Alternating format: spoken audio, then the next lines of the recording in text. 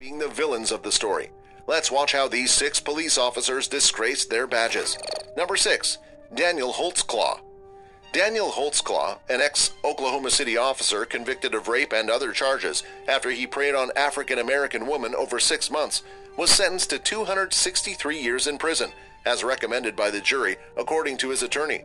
The sentence comes just over a month after a sobbing Holtzclaw was convicted on 18 of 36 counts, including 4 counts of first-degree rape and 4 counts of forced oral sodomy.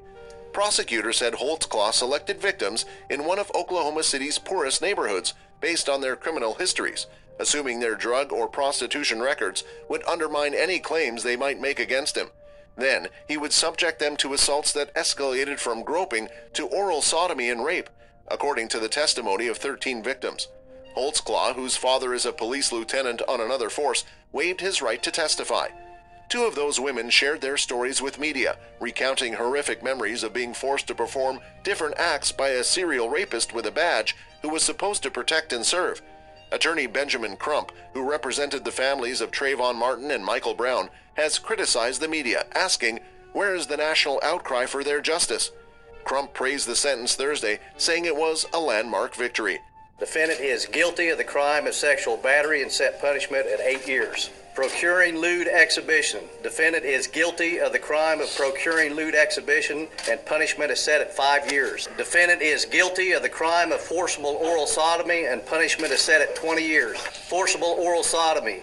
Defendant is guilty of the crime of forcible oral sodomy and punishment is set at 16 years. Mr. Holtzclaw, this jury finds you guilty of the various counts. You will be remanded to the custody of the Oklahoma County Sheriff. Number 5. Brandon Boone. A former Winter Haven police officer appeared in a Bartow courtroom as a defendant. Brandon Boone was charged with battery after an incident in a Polk County jail. Security video from inside the jail shows Boone strike a handcuffed inmate with his knee before taking him into a darkened room. The inmate, Ronald Augustin, claims Boone and other officers beat him and broke his leg. Boone strongly denies he did anything wrong. At a status hearing on the case, Boone's attorney advised the judge he has been unable to reach an agreeable resolution to the case with state attorneys. "Your Honor, we've been trying to resolve this with the state. It seems we are not going to resolve it. It's going to be a trial case," said attorney Walt Otto. Otto advised the judge there will be a large number of witnesses and he has not had a chance to interview them all. A trial date in the case has not yet been set. Number 4. Michael Dotro. Former Edison police officer Michael Dotro scratched his neck and forehead but expressed no remorse before being sentenced to 20 years in state prison for setting fire to the home of a superior officer while the police captain and his family were inside asleep. He offered no apology to the family of Captain Mark Anderko, who had to flee the burning house, no remorse for the witness he tampered with, and no remorse for the other officers who lost their jobs because of their involvement with him. Dotro, who must serve 17 years before he becomes eligible for parole, said nothing in the courtroom during the nearly hour-long sentencing before Superior Court Judge Pedro Jimenez Jr., as Middlesex County Prosecutor Andrew Carey, Edison Police Chief Thomas Bryan, Anderko and his wife looked on. The sentence, negotiated under a plea agreement with Assistant Prosecutor Russell Curley, relates to crimes Dotro committed over a period of 5 years. Let's watch. Yes, he's caused very specific damage to Captain Anderko and his family, but what he's really done, and what we're going to be left with after he's walking out the door, is allow people a basis to say that our system of justice has no integrity. Number 3. Michael Sipple. A former Rochester police officer convicted of assaulting a city man during an arrest will not serve any time in the Monroe County Jail, but instead was sentenced to 3 years of probation. City Court Judge Thomas Rainbow Morse sentenced Michael Sipple for the assault of Christopher Pate.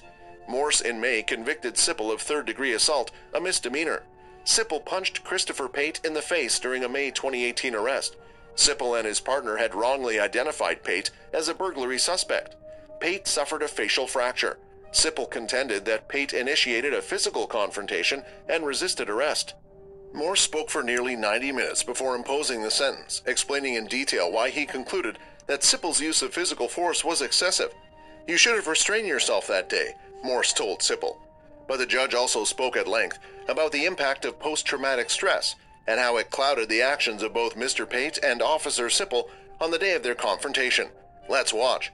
The moment you took that yellow taser out of its holster, you were way beyond in the court's view. I'm placing you on probation for a period of 3 years. Number 2, William Demby Jr. The uncle of a woman murdered by her husband yelled abuse at the killer as he was sentenced to life in an Ohio prison. William Demby Jr. was found guilty of stabbing Holly, 33, to death and pushing her out of a window at their home in August 2011. As the 45-year-old was sentenced, one of Holly's relatives had to be restrained and removed from the courtroom after screaming at Demby. "You cut her throat twice. You stabbed her 8 times, you cold-blooded killer. I've had enough." Leslie Gregg screamed as family and court officials restrained him. His comments came as Demby accused his mother-in-law Cheryl Folds of failing to care for his and Holly's 7-year-old son properly. The former corrections officer had been found guilty earlier of murder, felonious assault, and domestic violence after killing Holly at their Grafton Township home. The couple had argued on August 11, and Demby had chased his wife upstairs with a combat knife. As she tried to escape, he pulled her shirt and then her pants off after breaking into the second-floor bathroom where she was trying to escape out of the window, and he stabbed her and let her fall. Let's watch the